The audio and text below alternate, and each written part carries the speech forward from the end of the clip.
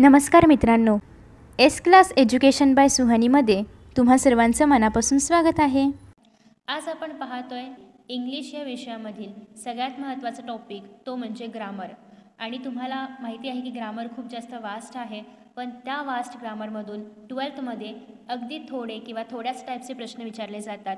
ते प्रश्न कोणते आहेत, कोणते प्रकार आहेत, ते कसे सोडवायचे, हे सगळं तुम्हाला आजच्या व्हिडिओमध्ये विथ एक्झाम्पल्स पाहायला मिळणार आहे। आणि जे प्रश्न मी तुम्हाला आज सांगणार आहे तेच प्रश्न तुमच्या एक्झाममध्ये तुम्हाला पाहायला मिळतील। फक्त एक्झाम्पल बदलू शकतं, पण पॅटर्न तोच असणार आहे। सो तुम्ही त्याच पद्धतीने सॉल्व करणार आहात। सो अतिशय महत्त्वाचा व्हिडिओ आहे, प्लीज तुमच्या सगळ्या मित्रांसोबत शेअर करा आणि सगळ्यांनी मिळून पहा। सो आता सगळ्यात पहिली गोष्ट म्हणजे ग्रामर हे 12वीला 7 मार्कांसाठी आहे। 7 मार्क, ठीक आहे। म्हणजे आपला पेपर साधारणतः 80 मार्कांचा आहे, त्याच्यामधला 7 मार्कांचा तर फक्त ग्रामरच आहे, ठीक आहे। मग आता हे जे ग्रामर आहे याच्यामध्ये काय काय आहे बघा। हां, आता या ग्रामरमध्ये किंवा ग्रामरचे प्रश्न कुठे कुठे विचारले जातात, तर क्वेश्चन नंबर 1 जो आहे टेक्स्चुअल पॅसेज, क्वेश्चन नंबर 1 जो आहे टेक्स्चुअल पॅसेज, तर त्या पॅसेजमधला जो FI क्वेश्चन आहे तर तो असतो लँग्वेज स्टडी। याच्यामध्ये तुम्हाला 2 क्वेश्चन येतात 2 मार्कांसाठी। क्वेश्चन नंबर 1B हा आहे नॉन टेक्स्चुअल ग्रामर, याच्यामध्ये तुम्हाला एकूण 3 प्रश्न येतात 3 मार्कांसाठी। क्वेश्चन नंबर 2A जो की आहे नॉन टेक्स्चुअल पॅसेजचा क्वेश्चन, याच्यामध्ये पण FI आहे लँग्वेज स्टडी, ज्याच्यामध्ये तुम्हाला 2 क्वेश्चन येतात 2 मार्कांसाठी। सो असं मिळून प्रॉपर ग्रामरवरती आधारित तुम्हाला एकूण 7 प्रश्न पाहायला मिळणार आहेत 7 मार्कांसाठी। सो खूप जास्त वेटेज आहे, त्याच्यामुळे कोणीही स्किप करायचं नाही आहे किंवा कोणीही ह्याला हलक्यात घ्यायचं नाही आहे, ठीक आहे। So let us start. सगळ्यात पहिल्यांदा आपण प्रश्नालाच डिरेक्टली सुरुवात करूया। कशा प्रकारचे प्रश्न असतात बघा। पहिला प्रश्न आहे किंवा पहिला एक प्रकार आहे प्रश्नाचा, टाईप्स ऑफ सेंटेन्सेसवरती प्रश्न येतात। सगळ्यांना टाईप्स ऑफ सेंटेन्सेस माहिती असतील, माझ्या मागून जरा मला रिपीट करून सांगा। असर्टिव्ह सेंटेन्स असतं, इम्पेरेटिव्ह सेंटेन्स असतं, इंटेरोगेटिव्ह सेंटेन्स असतं आणि एक एक्सक्लामेटरी सेंटेन्स असतं। असर्टिव्ह म्हणजे काय, एक सिम्पल स्टेटमेंट आहे। For example, I felt extremely humiliated and upset, हे स्टेटमेंट कशामध्ये येणार, असर्टिव्हमध्ये। एकदम सिम्पल स्टेटमेंट आहे, काही याच्यामध्ये प्रश्न नाही आहे, इम्पेरेटिव्ह नाही आहे, एक्सक्लामेटरी मार्क वगैरे असं काही नाही आहे। नेक्स्ट आहे इम्पेरेटिव्हमध्ये काय येते, आज्ञा दिली जाते। क्लोज द डोअर ही एक आज्ञा आहे किंवा आदेश आहे, ऑर्डर आहे, त्याला आपण म्हणतो इम्पेरेटिव्ह सेंटेन्स। इंटेरोगेटिव्ह सेंटेन्समध्ये क्वेश्चन मार्क असतो, how are you, what are you doing, हे सगळे जे क्वेश्चन मार्कवाले प्रश्न आहेत त्याला आपण म्हणतो इंटेरोगेटिव्ह सेंटेन्सेस, ठीक आहे। किंवा इज दिस गुड, जे पण वर्बल क्वेश्चन असेल, WH क्वेश्चन असेल, कुठल्याही प्रकारचा क्वेश्चन जर तुम्हाला त्या प्रश्नाच्या शेवटी त्या स्टेटमेंटच्या शेवटी प्रश्न दिसला किंवा क्वेश्चन मार्क दिसला तर ते येणार इंटेरोगेटिव्हमध्ये। जर त्या सेंटेन्सच्या शेवटी तुम्हाला एक्सक्लामेटरी मार्क पाहायला मिळालं तर तो स्टेटमेंट असणार आहे एक्सक्लामेटरीमध्ये। आता आपल्याकडे या ठिकाणी एक्झाम्पल आहे की I felt extremely humiliated and upset, पुढे क्वेश्चन मार्क नाही आहे, हे आपलं एक्सक्लामेटरी मार्क पण नाही आहे, म्हणजे अर्थात हे इंटेरोगेटिव्ह नाही आहे आणि एक्सक्लामेटरी पण नाही आहे। मग राहिलं इम्पेरेटिव्ह आणि असर्टिव्ह, या दोघांना कसं आयडेंटिफाय करायचं, तर इम्पेरेटिव्ह नेहमी वर्बने सुरू होतं, go there, go here, close the door, open the door, जे काय असेल ते। सो हे नेहमी वर्बने सुरू होतं, ठीक आहे। सो त्याला आपण म्हणणार आहोत इम्पेरेटिव्ह। त्याच्यानंतर नेक्स्ट आहे असर्टिव्ह। असर्टिव्ह नेहमी सब्जेक्ट प्लस वर्ब प्लस ऑब्जेक्टच्या फॉर्ममध्ये असणार आहे, ठीक। आता हे जे असर्टिव्ह सेंटेन्स आहे त्याचं एक्सक्लामेटरी करताना तुम्हाला 2 गोष्टी लक्षात ठेवायच्या आहेत। एक तर एक्सक्लामेटरी सेंटेन्सची सुरुवात आपण हाव किंवा वॉटने करतो, what a beautiful girl she was, how beautiful the day was, असं आपण सेंटेन्सेस जे आहेत त्या ते एक्सक्लामेटरीमध्ये लिहितो आणि शेवटी एक्सक्लामेशन मार्क देतो। सो आता वॉट कधी वापरायचं आणि हाव कधी वापरायचं, जर वाक्यामध्ये अ व्हेरी किंवा व्हेरी असं काहीतरी आलं असेल, म्हणजे अ व्हेरी किंवा व्हेरी असं खूपदा असं काहीतरी आलं असेल ज्याला आपण खूप जास्त ग्लोरीफाय करतो आहे, तर अशा केसमध्ये तुम्हाला वॉट वापरायचं आहे। आणि वाक्य सिम्पल आहे, कुठेही जास्त अ व्हेरी वगैरे असं काही नाही आलं आहे, तर त्या केसमध्ये तुम्हाला हाव वापरायचं आहे। आता याच्यामध्ये कुठेही व्हेरी अ व्हेरी शब्द आला आहे का, नाही आला आहे, म्हणजे अशा वाक्यांना एक्सक्लामेटरी करताना आपण हावने सुरुवात करणार आहोत।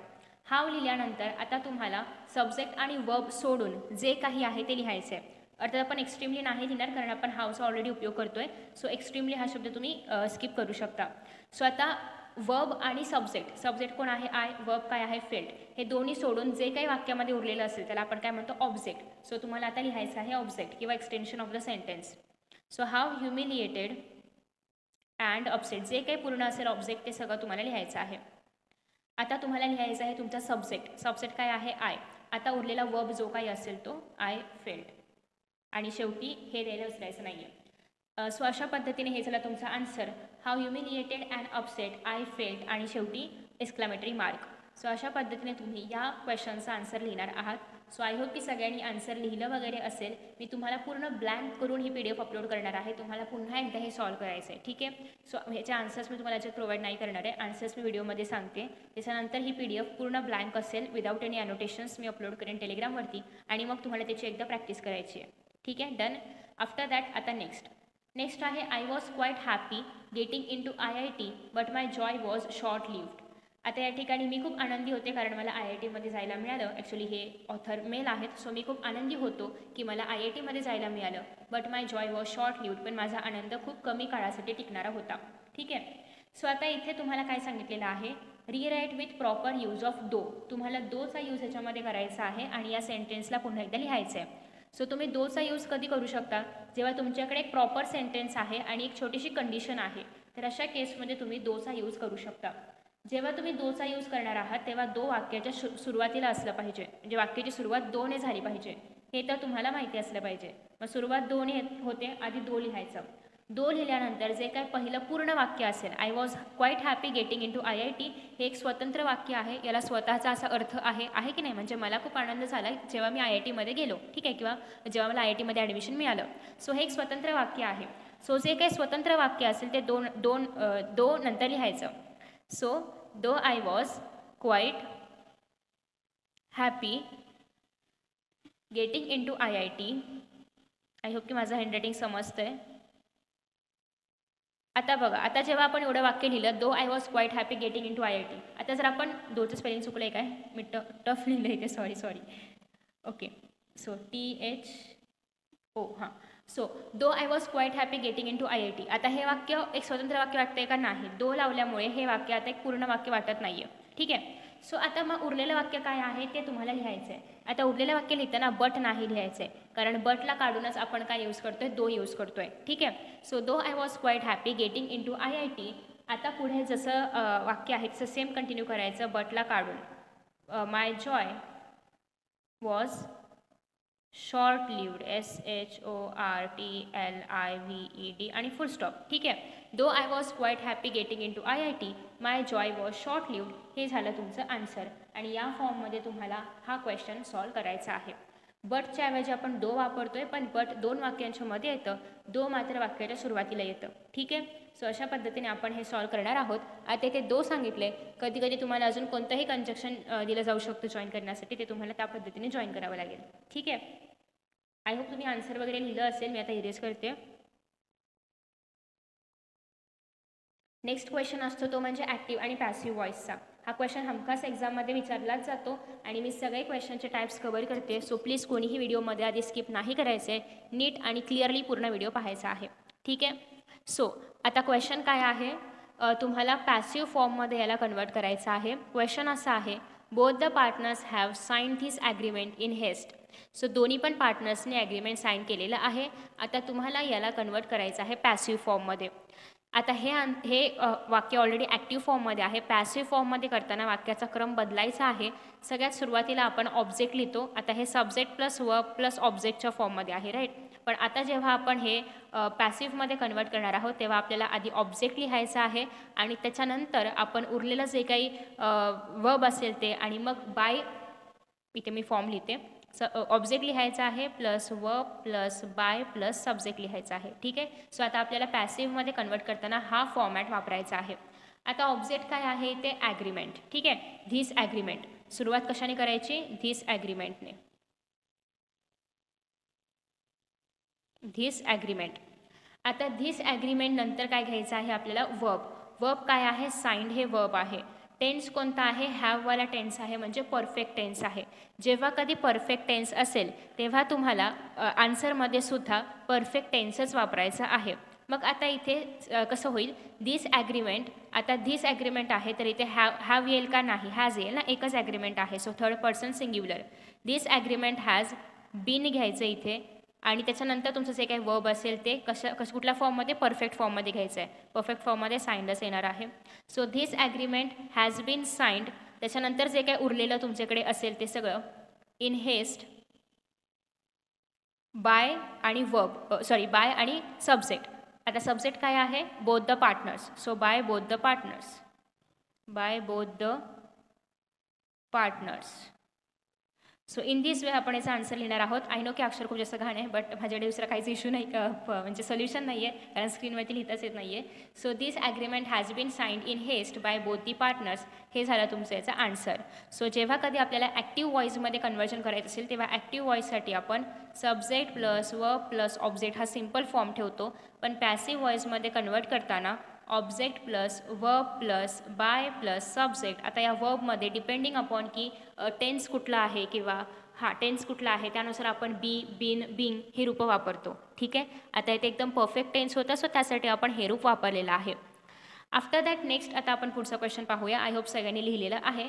नेक्स्ट आता आपण पाहतोय next question, that is direct indirect speech. हे बघा, मी कार्टून पण गोळा केलेले आहे डिरेक्ट इनडिरेक्टसाठी. तर त्या डिरेक्ट इनडिरेक्ट स्पीचमध्ये काय होतं नक्की. सो जेव्हा एखादा फर्स्ट पर्सन आहे, सपोज ए, आणि सेकंड पर्सन आहे बी. फर्स्ट पर्सन जेव्हा सेकंड पर्सनला डिरेक्टली काहीतरी सांगतोय, म्हणजे याच्या आधीमध्ये कोणी नाही आहे किंवा याच्यानंतरही कोणी नाही आहे, हे दोघं आपापसातच बोलत आहेत आणि एकमेकांबद्दलच बोलत आहेत, तेव्हा त्याला आपण डिरेक्ट म्हणतो. ठीक आहे. पण हेच जेव्हा फर्स्ट पर्सनने सेकंड पर्सनला सांगितलं, सेकंड पर्सनने थर्ड पर्सनला सांगितलं, मग हा काय म्हणणार की मला एने असं असं सांगितलं. ठीक आहे. बी काय म्हणणार सीला की मला एने असं असं सांगितलं. तर अशा केसमध्ये आपण याला म्हणतो इनडिरेक्ट स्पीच. डिरेक्ट स्पीच म्हणजे काय? एने डिरेक्टली बीला सांगितलं की बाबा हां असं असं झालेलं आहे, एने डिरेक्टली बीला सांगितलं. पण जेव्हा बी सीला सांगतोय की मला एने असं असं सांगितलं, तेव्हा त्याला आपण म्हणतोय इनडिरेक्ट स्पीच. ओके. हे तुम्हाला नाही कळलं तरी पण चालेल, कळलं तर बेस्ट आहे. आता आपण डिरेक्टली सॉल्युशन बघूया की नेमकं हे आपण कसं सॉल्व करणार आहोत. तर आता याच्यामध्ये बघा, आपल्याकडे क्वेश्चन काय आहे? I asked my sister. मी माझ्या सिस्टरला विचारलं, what can I do for you in this matter. मी या मॅटरमध्ये तुझ्यासाठी काय करू शकतो. तर ह्याला तुम्हाला कन्वर्ट करायचं आहे कशामध्ये? इनडिरेक्ट स्पीचमध्ये. आता इथे मी आणि सिस्टर दोनच पर्सन आहे. ठीक आहे. म्हणजे हे डिरेक्ट स्पीचमध्ये आहे. याला मला कन्वर्ट करायचं आहे इनडिरेक्ट स्पीचमध्ये. मग आता कसं करायचं? I asked my sister. मी माझ्या सिस्टरला विचारलं. काय विचारलं? तर that. I asked my sister that what I could do for her. What I could do for her in thisचं काय होईल? दॅट होईल मॅटर. आता तुम्ही दॅट घेतलं तरी पण चालेल, नाही घेतलं तरी पण चालेल, तुमच्यावरती आहे. ठीक आहे. घेतलं तरी पण वाक्य बरोबर आहे, नाही घेतलं तरी पण वाक्य बरोबर आहे. I asked my sister what I could do for her. आता आपण यू नाही म्हणणार, हर म्हणणार, कारण आपण तिसऱ्या पर्सनला सांगतोय की मी माझ्या सिस्टरला असं असं विचारलं. ठीक आहे. So what I can do for her in this matter, नाही दॅट मॅटर, कारण तो मॅटर आता जवळ नाही राहिला, तो त्या सिस्टरचा मॅटर आहे ना, आपण थर्ड पर्सनला काहीतरी सांगतोय. So in that matter. Okay. आणि शेवटी फुल stop. I asked my sister that or I asked my sister what I could do for her. आता इथे कॅनचं पण काय होणार? पास्टमध्ये कुड होणार. ठीक आहे. सो हे काही चेंजेस तुम्हाला करायचे आहेत. अगेन तुम्हाला जर प्रॉपर इनडिरेक्ट स्पीचवरचा व्हिडिओ हवा असेल सगळे रूल्स सहित, तर तो मी अपलोड केला आहे. तुम्ही ते रूल्स वगैरे सगळं पाहू शकता. आता आपण इथे फक्त एक एक्झाम्पल घेऊन पाहतोय.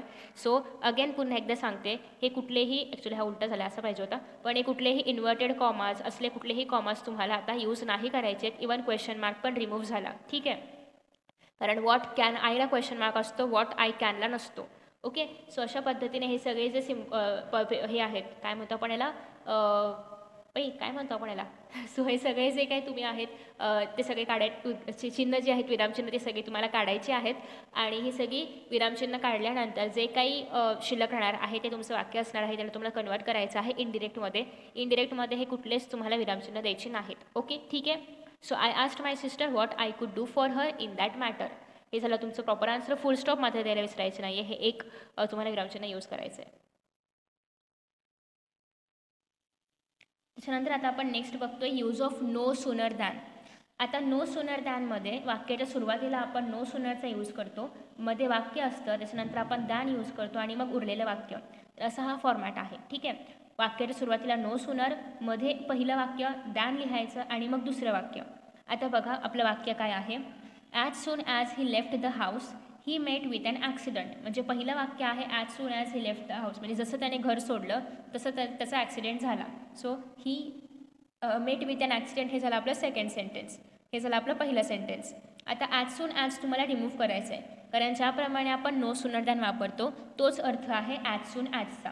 सो दोन्ही एकाच अर्थाचे शब्द आपण नाही वापरू शकत. सो त्याच्यामुळे ॲज सून ॲज तुम्हाला रिमूव्ह करायचं आहे.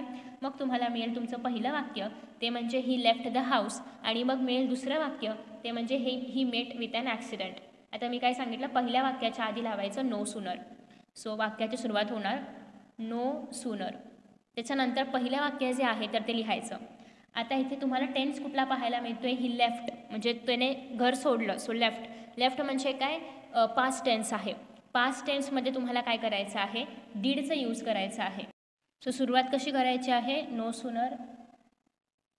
नो सूनर नंतर काय लिहायचं आहे, टेन्स कुठला आहे, पास्ट टेन्स आहे. सो तुम्हाला लिहायचं आहे डीड. प्रेझेंट असतं तर आपण डज वगैरे लिहिलं असतं, बट या ठिकाणी पास्ट टेन्स आहे. सो डीड लिहायचं आहे. त्याच्यानंतर पहिलं वाक्य आहे तसं. आता मला एक सांगा, जर मी लेफ्टचा पास्ट टेन्स ओळखून इथे डीड लिहिलं असेल तर पुन्हा एकदा मी no sooner did he left लिहिणार का, नाही. ऑलरेडी आपण डीड लिहिलं आहे की नाही, आणि डीडसोबत नेहमी कधी पण वाक्यामध्ये डीड जर आपण वापरलं तर डीडसोबत जो काही वर्ब येईल तो प्रेझेंट टेन्समध्ये यूज करायचा असतो. For example, did she eat food म्हणजेच काय, आपण डीड शी एट फूड असं नाही म्हणत. डीड शी ईट फूड म्हणजे तिने जेवण खाल्लं का, ओके. सो असं आपण विचारतो, राईट. सो अशा पद्धतीने नो सूनर डीड जर आपण वापरतो टेन्स ओळखून, तर ही लेफ्ट लिहू का, आता नाही. तर ही काय होणार आहे आता, leave, LEVE. So he leave. त्याच्यानंतर काय आहे, काय लिव्ह केलं, the house. He leave the house. आता पहिलं वाक्य संपलं, ठीक आहे. हे पहिलं वाक्य संपलं, मग काय वापरायचं, दॅन. पहिलं वाक्य संपल्यानंतर दॅन. आता ऑलरेडी आपण ही लिहिलेलं आहे, सो पुन्हा एकदा ही लिहायची गरज नाही आहे, किंवा लिहिलं तरी पण चालेल, नो इश्यूज. दॅन ही. त्याच्यानंतर परत एकदा बघा, या ठिकाणी मेट आहे. आता तुम्ही इथे डीड ही न लिहिता डिरेक्टली ही मेट लिहिलं तरी पण चालेल. Then he met with an accident आहे असं, ठीक आहे.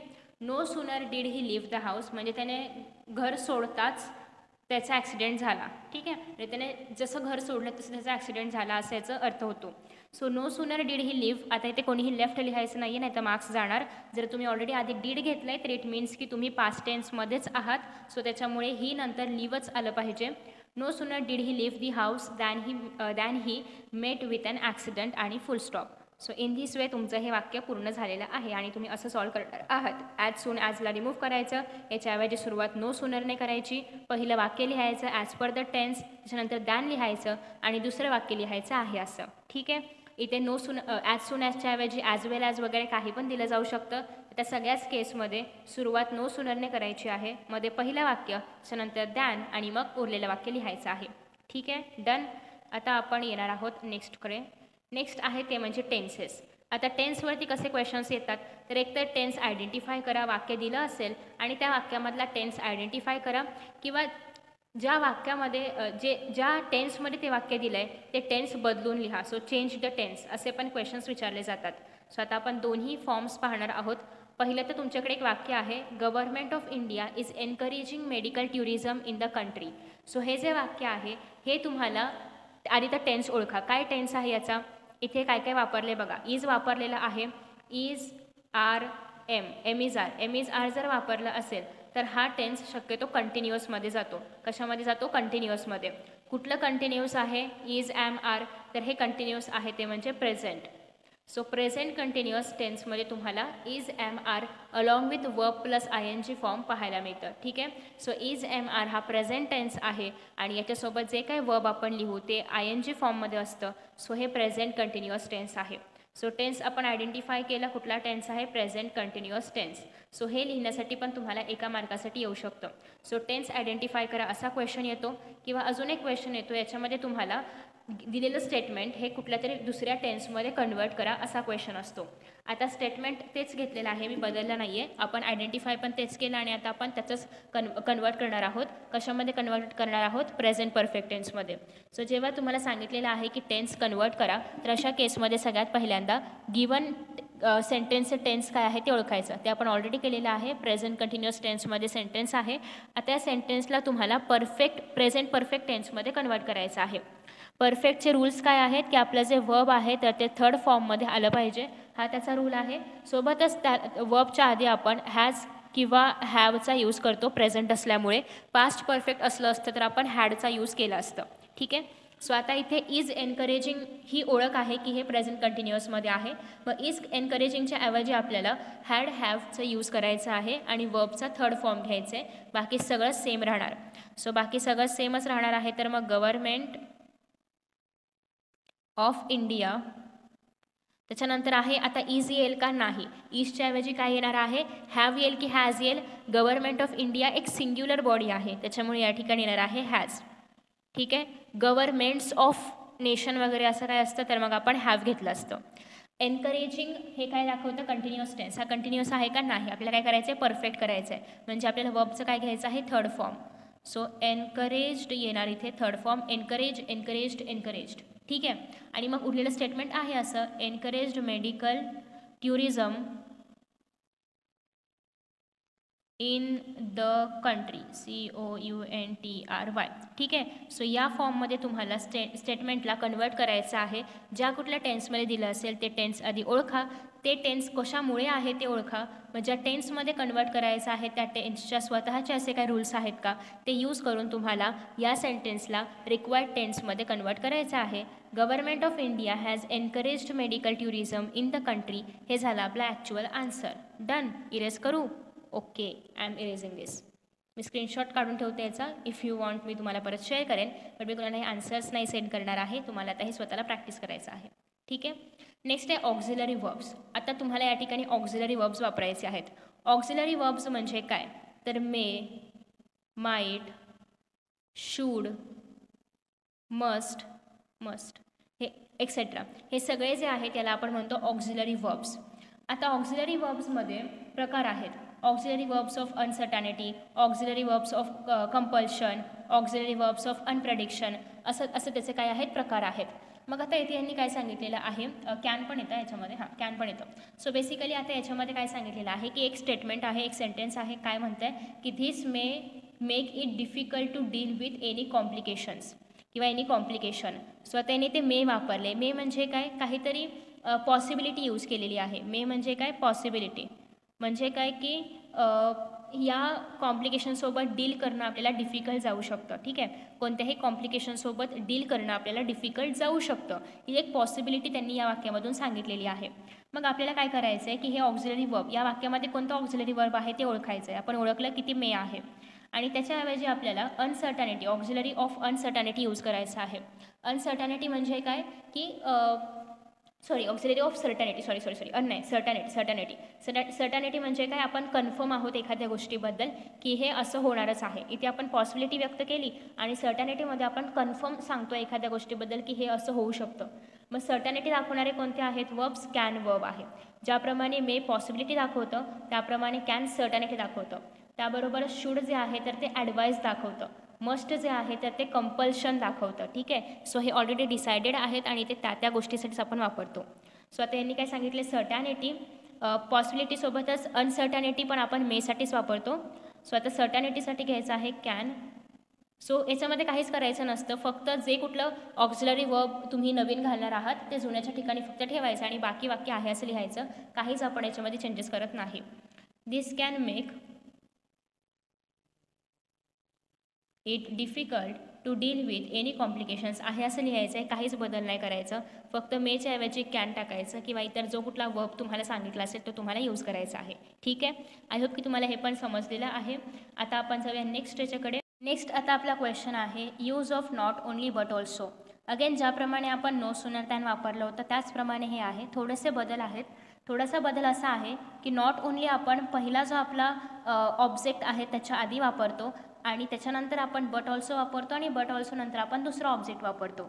नॉट ओनली आणि बट ऑल्सोमध्ये हे जे काही ऑब्जेक्ट्स आहेत ते आपण सेपरेट केलेले, ते ऑलरेडी सेपरेट केलेले असतात अँडने. म्हणजे काही वाक्य आपण आधी वाचूया मग तुम्हाला समजेल की ordinary toys help in child's psychological and physical development. आता अँड कुठे आले असे प्रश्न सॉल्व करताना सगळ्यात पहिली गोष्ट म्हणजे काय शोधायचं तर अँड कुठे आले वाक्यात हे शोधायचं. कुठे आलं, अँड इथे आले. सो अँडचं पहिलं जे असणार आहे ते आपलं ऑब्जेक्ट आहे आणि अँडच्या नंतरचं ऑब्जेक्ट हे आपला दुसरा ऑब्जेक्ट असणार आहे. ठीक आहे. सो पहिल्या ऑब्जेक्टच्या आधी वापरायचं नॉट ओनली, त्याच्यानंतर मध्ये लिहायचा तो ऑब्जेक्ट, मग वापरायचं बट ऑल्सो आणि लिहायचं दुसरं ऑब्जेक्ट. झालं तुमचं आन्सर. पुन्हा एकदा सांगते, पहिल्या ऑब्जेक्टच्या आधी लिहायचं नॉट ओनली म्हणजे नॉट ओनली सायकोलॉजिकल त्याच्यानंतर लिहायचं बट ऑल्सो आणि मग उरलेलं स्टेटमेंट ते म्हणजे फिजिकल डेव्हलपमेंट. पुन्हा एकदा आता आपण लिहून बघूया. बाकी हे जे काही इनिशियल वाक्य असेल पहिल्या ऑब्जेक्टच्या आधीचं त्याच्यामध्ये काही फरक पडणार नाही आहे, ते आहे असं उतरवायचं. काय उतरवायचं आहे? ऑर्डिनरी टॉयज TO अरे काय झालं पेनला आमच्या toys help in the child's.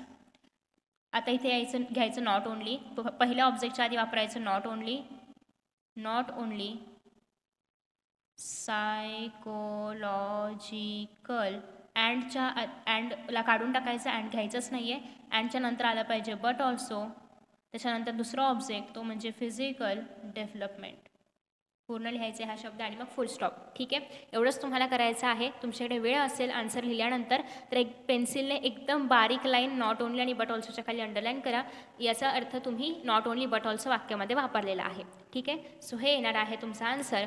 Ordinary toys help in child's not only psychological but also physical development. Done. So in this way तुम्ही हे आन्सर लिहिणार आहात. नॉट ओनली बट ऑल्सो वापरताना पहिल्या ऑब्जेक्टच्या आधी नॉट ओनली, मग ते ऑब्जेक्ट, मग बट ऑल्सो आणि मग दुसरं ऑब्जेक्ट लिहायचं. याच्या आधीचं नंतरचं जे काही वाक्य असेल ते सेम येणार, त्याच्यामध्ये काहीच फरक पडणार नाही. फक्त ऑब्जेक्टनुसार ऑब्जेक्टच्या मध्ये मात्र बट ऑल्सो आणि नॉट ओनली येणार आहे. डन. आता आपण जाऊया नेक्स्ट क्वेश्चनकडे. नेक्स्ट क्वेश्चन आहे use of no sooner than. आता तुम्हाला नो सूनर दॅन या शब्दांचा यूज करायचा आहे तुमच्या वाक्यामध्ये. सो आता काय म्हणणं आहे बघा. When the tower tumbles he learns approach the task in a different वे. जेव्हा ते टॉवर हललं तेव्हा त्याने नवीन टास्कला एका डिफरंट वेने अप्रोच केलं. तर याच्यामध्ये तुम्हाला ॲज सून ॲजचा यूज करायचा आहे. ॲज सून ॲज आपण नेहमी वाक्याच्या सुरुवातीला लिहितो. इथे पण आपण एक एक्झाम्पल घेतलं होतं. Let me show you. कुठे गेलं रे एक्झाम्पल? As soon as. इथे पण आपण एक्झाम्पल घेतलं आहे बघा.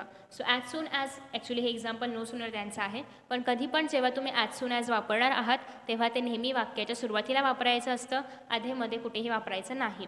सो आता आपल्याकडे इथे एक एक्झाम्पल आहे, याच्यामध्ये आपण बघूया. सो वाक्याच्या सुरुवातीला ॲज सून ॲज वापरायचं आहे, त्याच्यामुळे जसं वाक्य येईल तसं आधी ॲज सून ॲज लिहून घ्यायचं. ठीक आहे, बाकी आपण वाक्यामध्ये नंतर बदल करूया. आधी सुरुवात तर ॲज सून ॲजने करायचं आहे. आता ॲज सून ॲज घेतल्यानंतर व्हेनची गरज नाही आहे. म्हणजे व्हेन जेव्हा आपण घेतो तेव्हा अर्थ काय होते, जसं ते टॉवेल टम्बेल होईल तेव्हा त्याने ते नवीन अप्रोचने टास्क सॉल्व करायला शिकला तो. ठीक आहे, पण इथे आपण ॲज सून ॲज घेतो आहे तेव्हा म्हणजे जसं टॉवर टम्बेल होईल तसं त्याने नवीन अप्रोचने टास्क करायला घेतलं. ठीक आहे, सो व्हेनचाच अर्थ ॲज सून ॲज होते, म्हणजे दोघांचाही अर्थ ऑलमोस्ट सेम आहे. त्याच्यामुळे तुम्ही पुन्हा एकदा ॲज सून ॲज नंतर व्हेन वगैरे घेणार नाही आहात. ठीक आहे, तर सुरुवात कशी झाली पाहिजे, ॲज सून ॲज. आता व्हेनला कॅन्सल करायचं. त्याच्यानंतरचं वाक्य काय आहे, द टॉवर TOWER टम्बल्स.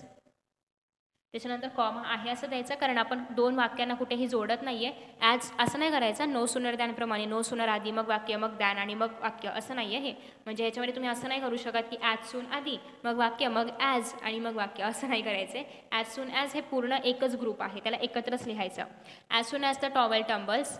त्याच्यानंतर तुम्ही जसं पुढचं वाक्य आहे ते म्हणजे he learns approach the task in a different way, ते आहे असं लिहू शकता. म्हणजे याच्यामध्ये कुठल्याही प्रकारे नवीन असं काहीच नाही आहे, फक्त ॲज सून ॲज सुरुवातीला लिहायचं. ॲज सून ॲजच्या अर्थाचं म्हणजे व्हेन वगैरे असे काही जे शब्द असतील ते काढून टाकायचे आणि वाक्य ज्याप्रमाणे प्रश्नात दिले त्याप्रमाणे लिहायचं. काहीही डिफिकल्ट नाही आहे आणि तुम्हाला 1 मार्क मिळणार. ठीक आहे, आता नेक्स्ट क्वेश्चन. तुम्हाला अशा पद्धतीचे प्रश्न पण येतील की कंपाऊंड सेंटेन्समध्ये कन्वर्ट करा, सिम्पल सेंटेन्समध्ये कन्वर्ट करा, असे पण प्रश्न तुम्हाला एक्झाममध्ये येऊ शकतात. सो त्याचीही प्रॅक्टिस तुम्हाला करायची आहे. आता या ठिकाणी काय प्रश्न दिला आहे की तुम्हाला एक स्टेटमेंट दिलं आहे, hearing the sound of music Dilip had an idea. म्हणजे ते म्युझिकचं साऊंड ऐकून दिलीपच्या मनामध्ये एक आयडिया आली, असं ह्याचा अर्थ होतो. ठीक आहे, सो आता तुम्हाला हे जे स्टेटमेंट आहे तर याला तुम्हाला कन्वर्ट करायचं आहे कंपाऊंडमध्ये. आता कंपाऊंडमध्ये कन्वर्ट कसं करायचं ते आता आपण बघणार आहोत. सुरुवातीला जर आपण पाहिलं तर कंपाऊंडमध्ये कन्वर्ट करताना आपण 2 जे वेगवेगळे सेंटेन्सेस असतात त्यांना आपण मर्ज करतो आणि त्यांच्यापासून एकच सेंटेन्स बनवतो, त्याला आपण म्हणतो कंपाऊंड करणं. ओके, 2 डिफरंट सेंटेन्सला आता बघा, दिलीप हॅड अन आयडिया आणि hearing the sound of music, हे 2 वेगळे स्टेटमेंट्स आहेत जे आपण कॉमाने सेपरेट केले आहे. पण कंपाऊंड करताना आपण या दोन्ही स्टेटमेंटला एकत्र करणार, मर्ज करणार. कसं मर्ज करायचं, तर या दोघांच्या मध्ये आपण कुठलंही एखादं अँड ऑर असे जॉईनिंग वर्ड्सचा यूज करणार आणि त्याच्या आधारे आपण या दोघांना जॉईन करणार आणि त्याच्यापासून एकच सेंटेन्स बनलं पाहिजे, ज्याला आपण म्हणतो कंपाऊंड सेंटेन्स. आता कसं बनणार बघा, दिलीप म्हणजे साऊंडचा आवाज ऐकून, ठीक आहे, सॉरी म्युझिकचा साऊंड ऐकून दिलीपला आयडिया आली, ठीक आहे, असं आपलं पूर्ण वाक्य आहे. मग आपण असं घेऊ शकतो की दिलीपने म्युझिकचा साऊंड ऐकला आणि त्याला आयडिया आली. ठीक आहे, आपल्याला कंपाऊंड करताना आपण काय करू शकतो, दिलीपने म्युझिकचा साऊंड ऐकला किंवा म्युझिकचा आवाज ऐकला आणि त्याला आयडिया आली किंवा आयडिया सुचली. ओके, सो असं आपण लिहू शकतो. म्हणजेच काय, दिलीपने कुठेतरी आपल्याला अँड यूज करायचं आहे कंपाऊंड करताना, तर आपण अशा पद्धतीने दोन्ही सेंटेन्सेसला जॉईन करू शकतो. दिलीपने आवाज ऐकला पाहिजे ना, म्हणजे पास्ट टेन्स पाहिजे. So Dilip heard, HERD, heard the sound of the music. Dilip heard sound of music आणि त्याला आयडिया आली. So and he had an idea किंवा अँड हॅड अन आयडिया असं पण घेऊ शकता. ही पण चालेल, नाही घेतलं तरी पण चालेल. So Dilip heard the sound of music and he had an idea, असं हे तुमचं पूर्ण बनणार आहे सेंटेन्स कंपाऊंड ह्याच्यामध्ये. ठीक आहे, सो कंपाऊंड करताना तुम्हाला पूर्ण दोन्ही पण सेंटेन्सेसला मर्ज करायचे आहेत by using and or etcetera. Okay, done.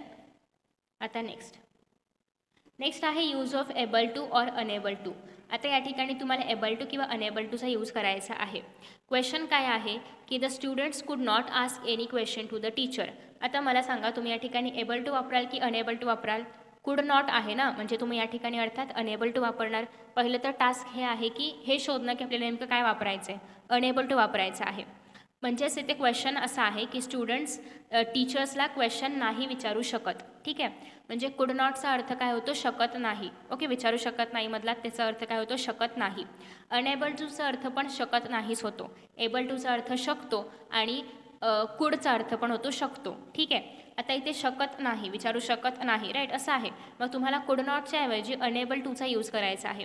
कसा यूज करायचा, काही बदल करायचे आहेत का, तर काहीच बदल करायचे नाहीत. बघा, द स्टुडंट्स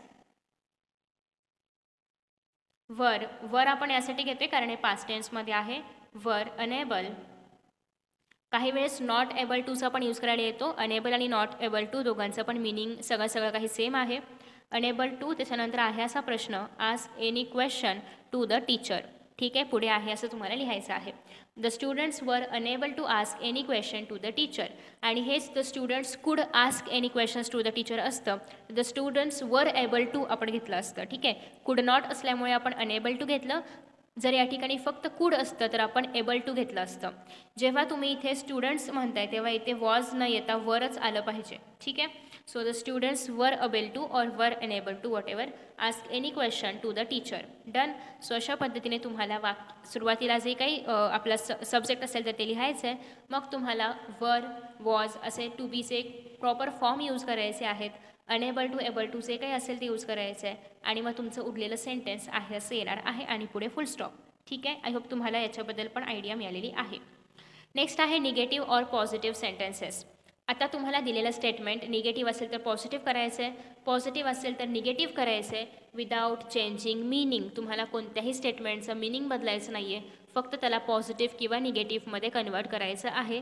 जर मिनिंग बदललं तर तुमचे मार्क्स तिथेच जातील. ठीक आहे, कुठल्याही प्रकारचं मिनिंग तुम्हाला बदलता येणार नाही, फक्त तुम्हाला कन्व्हर्जन करायचं आहे. आता जेव्हा तुम्हाला मिनिंग न बदलता कन्व्हर्जन करायचं आहे तेव्हा तुम्हाला अपोजिट वर्ड्स यूज करावे लागतात. म्हणजे कसं, आता इथे बघा आपलं स्टेटमेंट काय आहे, सोपी स्टॉप्ड हिज अनवेलिंग रॅकेट. सोपी stopped his unveiling racket. Okay, असं तुमच्याकडे स्टेटमेंट आहे. आता हे बघूनच कळते की पॉझिटिव्ह आहे. निगेटिव्हमध्ये कुठेतरी नॉट किंवा नो, नन नथिंग वगैरे असे कुठले तरी वर्ब्स यूज केलेले, असे कुठले तरी शब्द यूज केलेले असतात.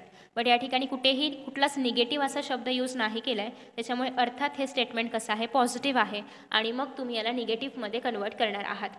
आता निगेटिव्हमध्ये कन्वर्ट करताना सगळ्यात पहिली गोष्ट म्हणजे तुम्हाला याच्यामध्ये कुठेतरी नॉटचा यूज करावा लागेल. ठीक आहे. सेंटेन्स बघा कुठल्या टेन्समध्ये आहे. सोपी स्टॉप्ड हिज अनवेलिंग रॅकेट. सोपी स्टॉप्ड हिज अनअवेलिंग रॅकेट. आता स्टॉप केलं म्हणजेच काय, त्याने कंटिन्यू नाही केलं. तर याचा अर्थ तुम्हाला प्रत्येक वेळी अपोजिट वर्ड्सचा यूज करायचा आहे. निगेटिव्ह टू पॉझिटिव्ह करताना पण आणि पॉझिटिव्ह टू निगेटिव्ह करताना पण. सोपी स्टॉप्ड म्हणजेच काय, सोपी डिड नॉट कंटिन्यू. ठीक आहे. सोपीने स्टॉप केलं म्हणजे काय, सोपीने कंटिन्यू नाही केलं. So Sopy did not continue his unavailing racket हे याचं करेक्ट आन्सर येणार आहे. Let me write. Sopy SOPY did आपण वापरते कारण स्टॉप्ड आहे ना, स्टॉप्स असतं तर मग आपण डज वापरलं असतं. ठीक आहे. सो आता इथे आपल्याला स्टॉप्ड असल्यामुळे डीड घ्यायचं आहे, निगेटिव्ह करायचं असल्यामुळे नॉट घ्यायचं आहे. स्टॉपचं अपोजिट वर्ड ते म्हणजे कंटिन्यू. कंटिन्यूड येणार का इथे, नाही, का तर आपण डीड ऑलरेडी वापरलं आहे. कंटिन्यू हिज पुढे आहे असं, हिज अनअवेलिंग रॅकेट पुढे आहे असं येणार. ठीक आहे. सो अशा पद्धतीने आपण हे जे सेंटेन्सेस आहेत तर ते लिहिणार आहोत. सो इन धिस वे आपण सगळे ग्रामरचे टॉपिक्स पाहिलेले आहेत, जे PYQजमध्ये येऊन गेलेले आहेत, जे एक्झाममध्ये येऊ शकतात. याच्या व्यतिरिक्त असा कोणताही टॉपिक नाही आहे जो तुम्हाला एक्झाममध्ये येऊ शकतो. एक आहे इन्फिनिटिव्ज ओळखा. जेव्हा इन्फिनिटिव्ज ओळखण्यासाठी येतात तेव्हा टू सोबत जो काही वर्बचा फॉर्म असेल ते असतं आपलं इन्फिनिटिव्ह. टू प्लस वर्ब हे असतं आपलं इन्फिनिटिव्ह. सो जर तुम्हाला कधी आलंच की इन्फिनिटिव्स आयडेंटिफाय करा तर इन्फिनिटिव्ज असणार आहे टू प्लस वर्ब. ठीक आहे. सो याच्या व्यतिरिक्त कुठलेही प्रश्न तुम्हाला एक्झाममध्ये नाही विचारले जात. एवढंच ग्रामर तुम्हाला एक्झाममध्ये आहे. लाईक पुढे तुम्हाला आता ग्रामरच्या क्वेश्चन्समध्ये थोडंसं पॅटर्न बदललेलं आहे. तुम्हाला 4 ऑप्शन्स दिले जातात आणि त्यापैकी करेक्ट ऑप्शन तुम्हाला लिहायचं असतं. ते खूप इझी आहे. सो तसे पण क्वेश्चन्स येतात किंवा डिरेक्टली आन्सर लिहायला पण क्वेश्चन्स येतात. So depends upon the paper. तुम्हाला 4 ऑप्शन्स असतील तर वेल अँड गुड. तुम्हाला फक्त 4 पैकी जो बरोबर आहे तो लिहायचा आहे. पण जर स्वतःहून आन्सर लिहायचं असेल तर मात्र तुम्हाला थोडे जास्त एफर्ट्स घ्यावे लागतील. त्यासाठी प्लीज थोडीशी प्रॅक्टिस करा. ही PDF मी आता तुम्हाला टेलिग्रामवरती अवेलेबल करून देते. पुन्हा एकदा सॉल्व करा. आता काही चुकलं नाही पाहिजे. ज्या ज्या गोष्टी मी तुम्हाला लक्षात ठेवायला सांगितलेल्या आहेत त्या सगळ्या लक्षात ठेवायच्या आहेत आणि पुन्हा एकदा याला सॉल्व करायचं आहे. So thank you so much for watching this video. अशा प्रकारचे अजून बरेचसे व्हिडिओज मी अपलोड करते 12th स्टँडर्ड इंग्लिशसाठी. सो प्लीज ते सगळे फॉलो करा आणि तुमच्या मित्रांसोबत शेअर करा. Thank you so much. Best of luck for your exams and bye.